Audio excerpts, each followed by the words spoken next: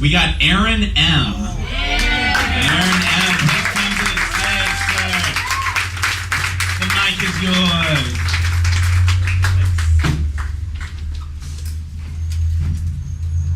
Wait, if I can figure this. I have to start actually with a confession. I'm a bit of a narcissist. About 7 or 8 weeks ago, I went to Bacchus House. So I went to Bacchus House, right? It was Papacito night. And for those of you who don't know, this is a gay club. This dude obviously knows. I love that Dave mentioned Freud, because I see Freud sitting in front of me right here. I mean, if Freud didn't do coke, I mean, it'd be the spitting image right there.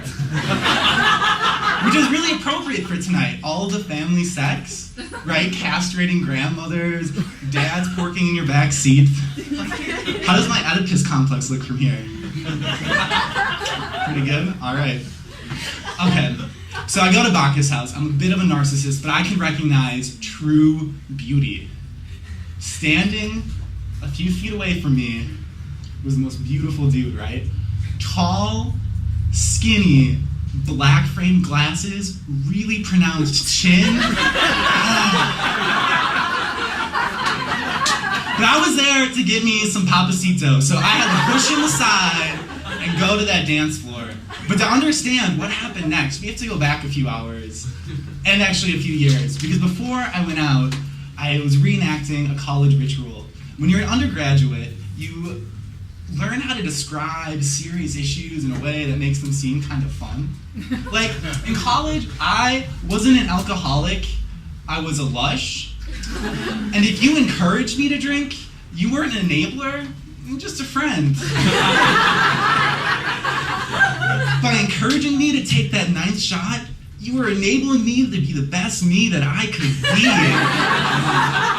Passed out by 10:30 in a pool of my own vomit. Oh, go get him, Tiger. Thanks for that. Collective you.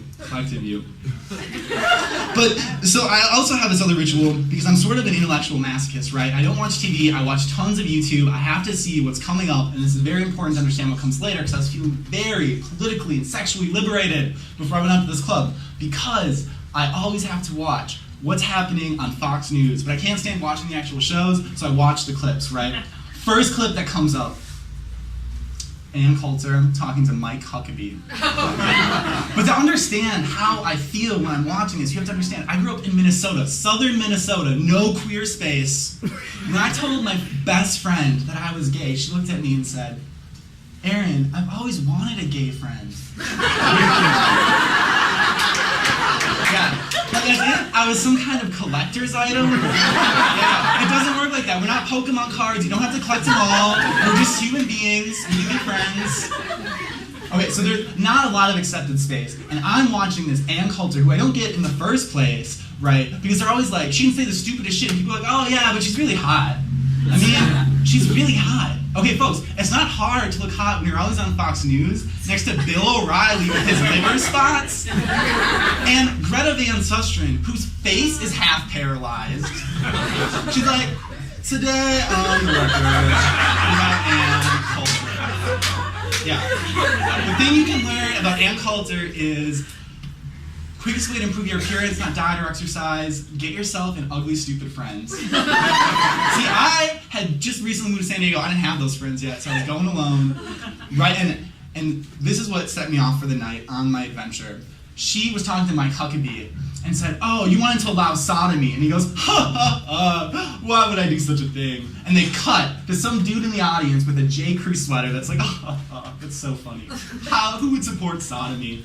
Right? Just the way they said it. And I was just like, no, this can't be right. We need to take back this word, right? Why is it bad to be a sodomite, right? I am going to reclaim that. Dude, last weekend, I sodomized the entire night.